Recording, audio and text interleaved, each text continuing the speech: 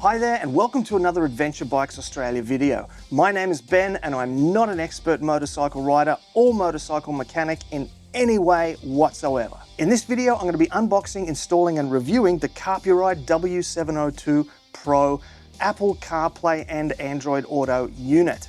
Whew, that's a mouthful. Be sure to stick around to the end because I'm going to be dropping some hints and tips to make installing and living with the Carpuride so much easier. When I bought my KLR 2 years ago, the very first thing I did was grab a quad lock and a vibration mount so I could use my phone for navigation. I went with the quad lock because I'd read terrible reviews of virtually every other phone mount system regarding the shaking and the vibration of the motorcycle just destroying phones, particularly the cameras. So I've used the quad lock for 2 years now and I honestly cannot complain at all. It's done exactly what it said on the box and I've had no problems with my phone at all. The only issue that I have had, and it's not to do with the quad lock itself, is the dust that gets caught in the charging port of the phone. I actually thought that the charging port was being broken and I had it replaced twice, costing me a total of $250. It wasn't until it happened a third time and I took it to a different phone repairer who explained the problem with the dust, and that seemed to fix everything up. Good to know, but would have been better to know $250 earlier. Enter the Carpuride. It's a waterproof, dustproof screen that wirelessly connects to your phone via Apple CarPlay or Android Auto. If you don't know what that means, it mirrors your phone screen on the big screen and allows you to control your phone via that big screen. It's incredibly common in modern cars and trucks, and now it's an affordable option for motorcyclists too. A quick disclaimer, Carpuride did send me this unit at no financial cost to me. In exchange, I make a video for you to help you decide if it's something you want to add to your ride. However, Carpuride have no part in the planning, production or publication of this video, and all thoughts and opinion are 100% my own. Arriving in a nondescript shipping box, the package is pleasing to look at and definitely looks professional. We'll get into more of the features later, but the box boasts of a 7-inch IPS touchscreen, Apple CarPlay and Android Auto, an IP67 water and dustproof rating, Bluetooth, voice controls for Siri and Google, and the ability to take calls on the road, but you will need appropriate comms gear in your helmet for that. Open it up and you'll see that all the gear is safely and snugly packed in. The first thing we can see is the foam. Then we have the unit itself. Take the rest of the foam out and then the cardboard packaging, and you see two options for wiring that we're going to talk more about later. There's also two options for mounts also that we're going to talk about later. There are some bolts. There is a teeny weeny spanner. And of course, an instruction manual. Make sure you keep hold of this. The first thing that strikes me is the feel of the unit. It feels solidly built, but with clean mold lines and neat fitting. There are no rattles, and what really stands out is the size. It looks huge compared to my iPhone 11. I'm so excited to see how it's going to look on the bike. So, let's talk tools. This job's going to be really straightforward, but here's what we'll need. A 4mm T-handle or Allen key, a 5mm T-handle or Allen key, a Phillips head screwdriver or two, and a pair of pliers or crimpers. So step one will be to remove the quad lock or whatever phone mount you're using, but I've already done that. Step two is to remove the windscreen. This is going to make it far easier to access that GPS bar to mount the unit on. All we need for that is our 4mm T-handle.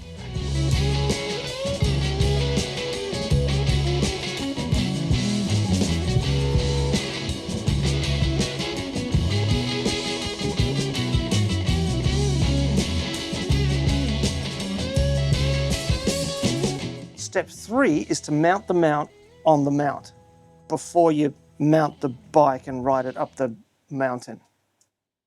To mount the unit on the GPS bar, you're going to want to use the mirror mount that's included in the kit. However, if you use the mirror mount from the kit, you're going to lose that RAM system, which means if you need to adjust it or you want to remove it, then you're going to have to go all the way back and take the windscreen off in order to get to the bolts on the back to adjust it. That will be a real pain in the butt and is a definite downside. The upside is that it will be harder for those people out there that might want to liberate the Carpuride from your ride. And so here's my first tip. I jumped on eBay and I grabbed a Ram style mirror mount and a much shorter arm. This way I preserve the flexibility of the adjustments and maneuverability, and it's also a lot easier for me to take it off and remove it. I live in a particularly rough part of town, and those people out there who might want to liberate the Carpuride from my bike, they're not afraid of a little hard work, so I'll be taking it off the bike myself when I'm not using it.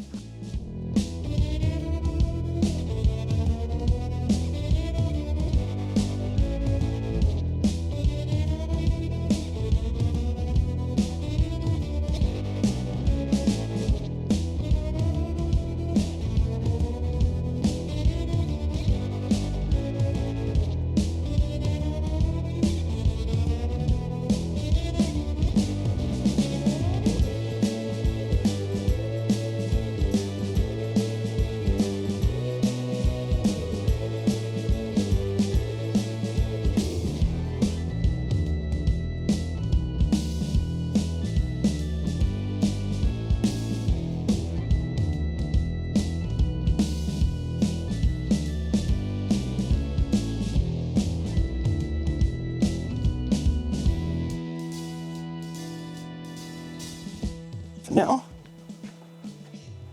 oh, that looks so cool. We can adjust it later, but for now, job done. Actually, not quite. Now you've got to decide how you want to power the unit. You've got two options. One, you can plug it into the USB, or two, you can wire it to the battery. The USB option sounds super convenient if you have a USB port ready to go, but there's a catch. According to the instructions, if you want to use a USB port, the power to the USB port needs to be 5 volt, 2.4 amps minimum. The KLR's USB ports, they put out 5 volt 2.1 amp, which means there's not going to be enough power coming out of the factory wiring on the KLR to power the unit, which means I'm going to have to connect it to the battery. And the downside of connecting it to the battery is that the seat and the tank are going to have to come off to run the wiring down the frame. So here comes my second tip. There is the option of going rogue and wiring the unit into a switchable power source. Now, lucky for us KLR riders, there's some delicious switchable 12 volt wiring just hiding behind this fairing. Even if you have the base model like me and you don't have the factory 12 volt port, you do still have all the wiring just sitting there waiting to go. So that's what I'm going to do, and that means this fairing's got to come off. Once again, this is super easy. Grab that 4mm Allen nor T-handle and a 6mm and off you go.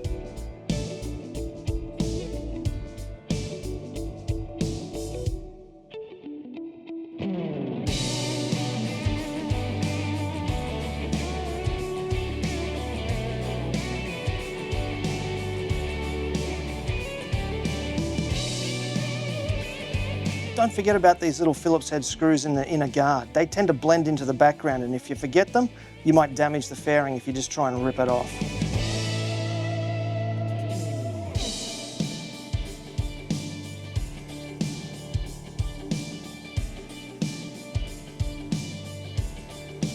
Getting it out around the crash bars is going to be the tricky part.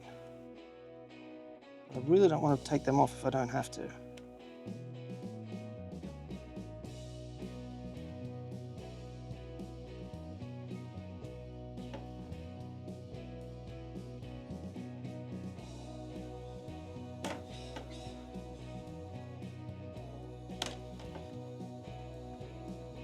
Slide this out of here. Come on. There we go. With the unit now mounted up on top, I can start planning how much wiring I'm going to need and how much I'm going to bundle up and hide. And this is my next tip. I'm going to use a double adapter with spade connections to wire this all up nicely and easily. First, I just expose some more of the wires coming from the Carpuride and connect them into the terminal.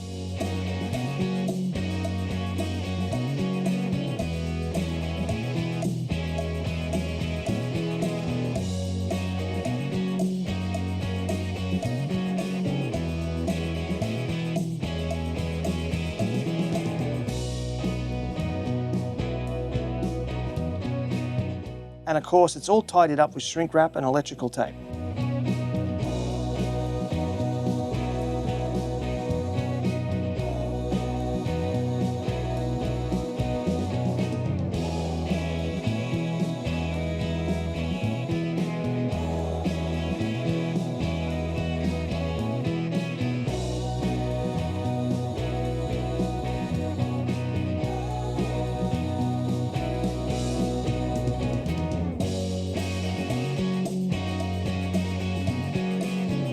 So before I put this back together, I just want to check that it works.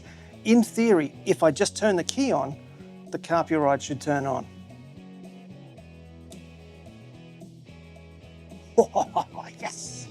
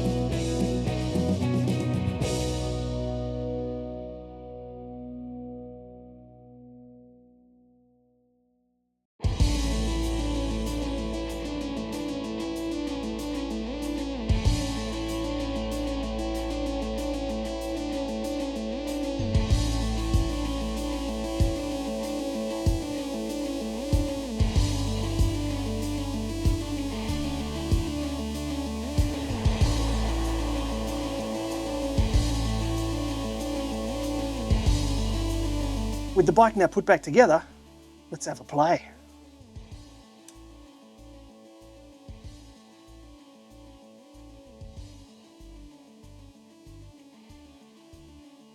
God, that looks good. Let's have a play with the interface. The first thing that strikes me is that the colors are nice and bright. The screen looks nice and bright. Looks like there's a brightness adjustability here. Oh, yep. Brightness up and down, so you can make it as bright as you want. The colors are nice, greens, blues, purples, oranges. Oh, might not be anywhere to scroll yet. Looks pretty responsive.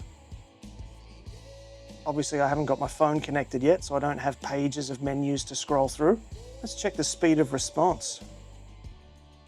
Okay. Ooh, there's the compass. Please calibrate the compass. All right, we'll have to have a look at that. Settings. Language English, restore factory, system version, Wi-Fi.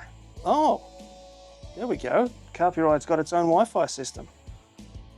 Bluetooth, there's Bluetooth. We'll connect that up later. So the key features that we can see on the screen right here, starting in the top, that'll be a home button, volume up and down for media or voice, different settings there. Oh, an EQ. There we go. That's pretty cool. Preset it, classic, rock, get out of town. Jazz, electric, pop, soft, custom, standard. Wow, that's cool. All right, Bluetooth isn't connected yet. We're going to fix that up. Brightness, there we go. You can change the brightness on it. Oh, looks like you can change the dashboard.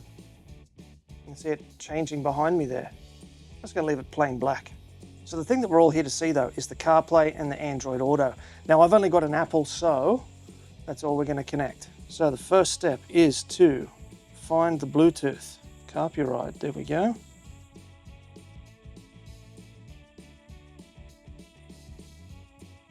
Pairing, allow that to sync, connect,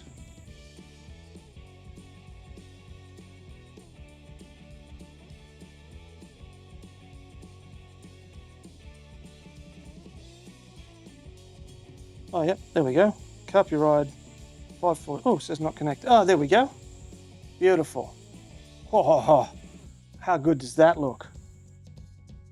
So, you can see I've been listening to a podcast up there. We've got Google Maps up here. Ah, there we go. Oh, look at that. Okay, so there's your multi-app page. Scroll across. Missed a couple of phone calls. Oh, Mum. Sorry, Mum. Call you back later. All right, let's go back. Gaia, will it load up Gaia? It is going to load up Gaia. God, that looks so good. Ah, don't think I can pinch, zoom in and out. That's a pain. What if I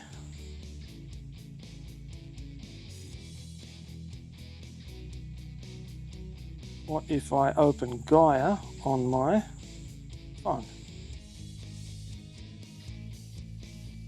Is that going to have any? No. Okay. Oh, that's annoying. Wait a minute. Ah. Zoom in on the side. There we go. All right, so it doesn't pinch zoom, but you've got the zoom in and out options over there. That's very cool. The last thing that I'll be using this unit for is for playing podcasts or listening to music. Now there's a little bit of a process to make this happen. The first thing you need to do is tell your phone to forget the connection to the Bluetooth headphones. Okay, there we go. Now we need to connect the Carpuride to, there we go.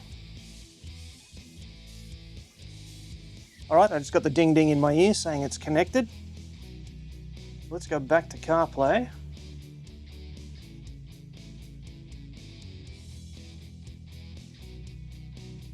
Whoa, works. I don't want to get into YouTube jail for sharing any copyrighted material, so you're just going to have to take my word for it. Oh, that's cool. That's so cool. Now, the last thing to test is the comms function. To do this, I'm going to need 2 sets of Bluetooth earbuds. I have one black set and one white set. I'm going to put the black set in one ear and the white in the other. I'm going to have to repeat the process to connect the second set of earbuds. So I've got to tell my phone to forget the white headphones. Okay, and then connect it to the Carpuride.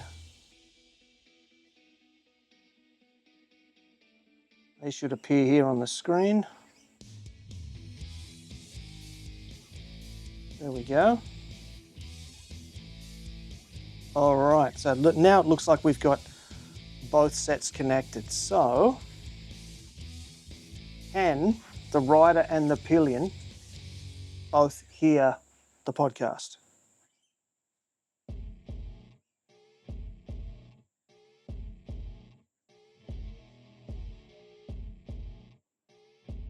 Oh, yep.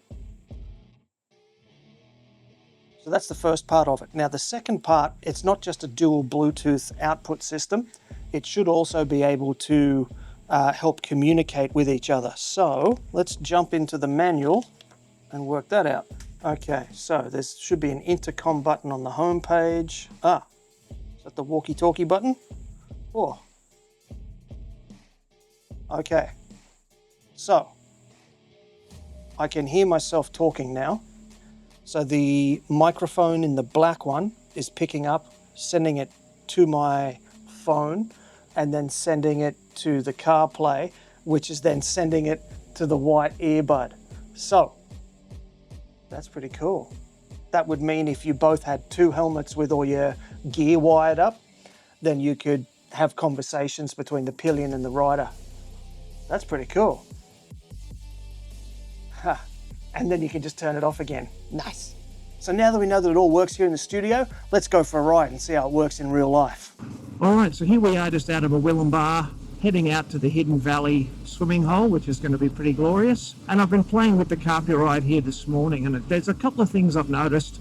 Overall, extremely positive, but let's have a little chat. So the first thing is I don't have touch capacitive gloves. So that was going to be a bit of a problem straight away. But what I have found is that the screen will react to my thumb, but not to my finger, which is kind of weird. But at least I've got something happening. The other thing I've noticed, and I couldn't work out why it was doing it, and it hasn't done it since, but when I loaded up Gaia and I opened up the route was showing on the phone, but it wasn't showing on the screen here. And I had to actually get back on my phone, close Gaia right the way down, and then open it again, and then the route appeared on the screen.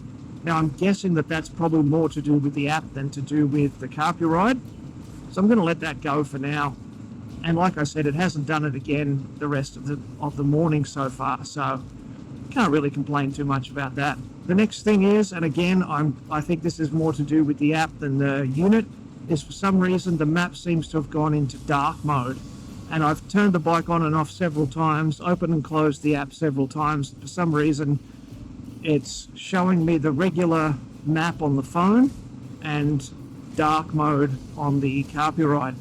So that's probably just something to do with the settings. I think it might be because the phone is down in the handlebar bag and the phone then thinks it's nighttime. So when I pull it out of the bag to have a look at it and try and fix it, it goes back to thinking it's daytime and puts the map on the phone back into daytime mode. But if there was a way I could see inside the handlebar bag, the phone's probably in dark mode too. So that's probably more to do with the phone than anything else, I suppose. And I've been stopping and setting up the different Bluetooth earbuds for a little bit of podcast action, a little bit of music.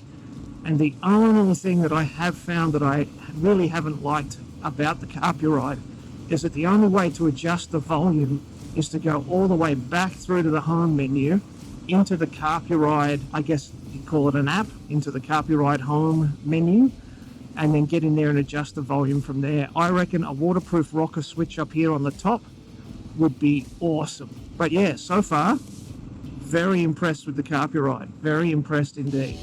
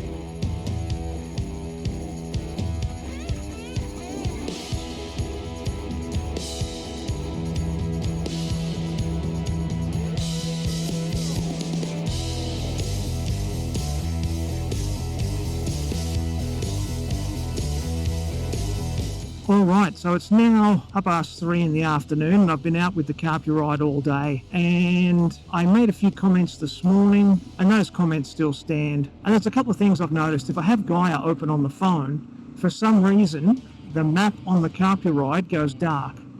I don't know why, but it does show me the route in a nice bright colour, which is very helpful. However, if I don't have Gaia open on the phone and I just CarPlay to the Carpuride, it gives me a beautiful bright map, but of course there's no route showing on the map because I'm not telling it to show it from the phone. So I don't know what's happening there. I'm going to have to contact the Carpuride people and just send them a question. I'm sure it's just a setting, or it might even be an app setting in Gaia. I don't know. But yeah, that's a little annoying. The unit's quite dusty now, so it's a little bit harder to see in the shadows. But because of that bright line, I can still see enough to know where I'm going. So that's still really good. The sunshade is, you can see it's shading the screen now, which is nice because the dust is making it a bit difficult to see where the sun's hitting it. But as I said, that bright blue line, I know where I'm going. So that's all good as well. There was one thing that was maybe just a little bit annoying, and that was to do with the Bluetooth headphones. Even though it had been connected before, I had to tell my phone to completely forget the Bluetooth headphones. Then I had to tell the Carpuride to completely forget the Bluetooth headphones, and then turn everything off, put the Bluetooth headphones away, and then pull them out again, turn everything back on, and then the Carpuride would see that the Bluetooth headphones were available to pair with. And the last thing to talk about is, I don't know if you might have noticed on some of those clips from the forest, but in some of those rougher off-road sections, the Carpuride was actually sliding down. I've played with it a little bit. I've run a couple of experiments while I was having my swim, and what I've realized is that it's not the actual Carpuride unit itself.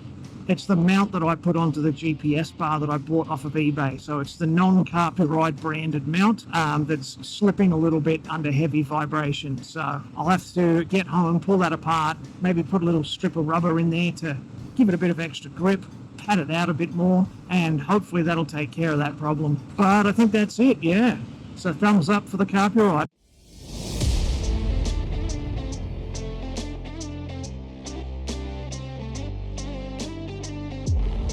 Alright, so now the cons and pros of the Carpuride. Yes, I know it's usually pros and cons, but I like to finish on a high note, so we're going to do the cons first. The first con is the price. Now, at the time of recording, the standard price for this unit is $440. However, if you shop around, you might find a sale. I have seen it as low as $260. At $440, you're talking nearly 5% of the purchase price of the KLR, which means it's probably too expensive for a lot of KLR owners, known for being smart with their money. At $260 though, it's an incredible deal. The second con is the mounting system. Now, on other bikes, this probably wouldn't be as big of a problem. However, with the KLR and the GPS bar and the windscreen, I really recommend that you jump onto eBay and grab some alternate mounts like I did. Carpuride does include a mount option that will fit the GPS bar, but you lose the RAM mounting features, limiting positioning of the device and also the ease of removal when not in use. And the next con is the power system. The USB option would be super convenient, but the KLR only offers 2.1 amps and the unit needs 2.5 amps,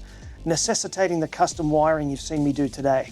Honestly, it's not a huge deal, but it could be a bit of a hassle for people that are not comfortable playing with the wiring on their bike. The last con I want to talk about is the lack of a battery inside the Carpuride unit itself. Now, depending how you look at it, this could be a pro. From a positive point of view, it means less weight and no chance of dragging power from the battery if you forget to switch it off. However, one of the features that Carpuride advertised for this unit is the ability to insert a memory card with videos on it. While I 1000% in no way recommend or condone watching a video file while riding a motorcycle, it would be very cool to get where you want to go, take the unit off and into your tent or hotel room and watch a movie or TV show. But without a battery, that won't be happening. The only other thing that sort of came up in my field testing was the lack of ability to be able to pinch zoom in and out in some apps. There were ways around it, as we found with Gaia, but I really would like to be able to pinch zoom it just like I do on my phone. It's so much easier.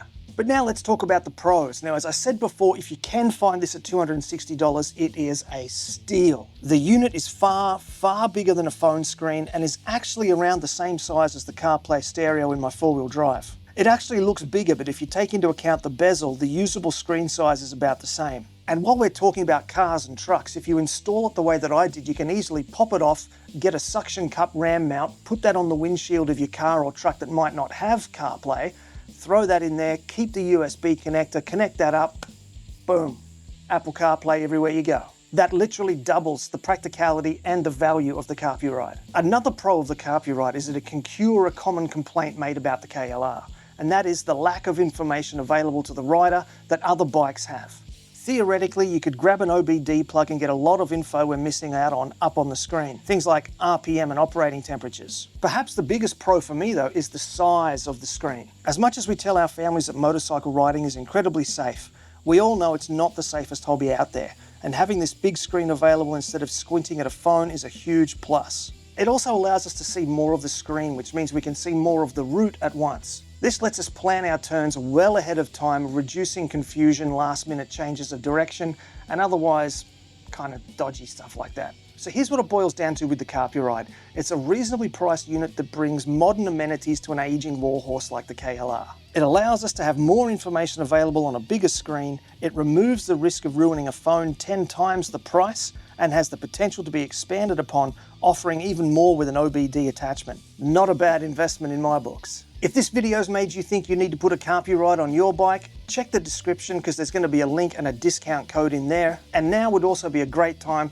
to give this video a like and subscribe to the channel. But now that we have the nav system set up for a long off-road trip, it's time to start thinking about tyres for a long off-road trip. And I've gone with a set of tyres that I think are the best available off-road tyres for the KLR. The best part is that they're incredibly reasonably priced, so it probably means they're right up your alley. In the next vid, I'm going to show you what those tyres are and explain why you might want them too.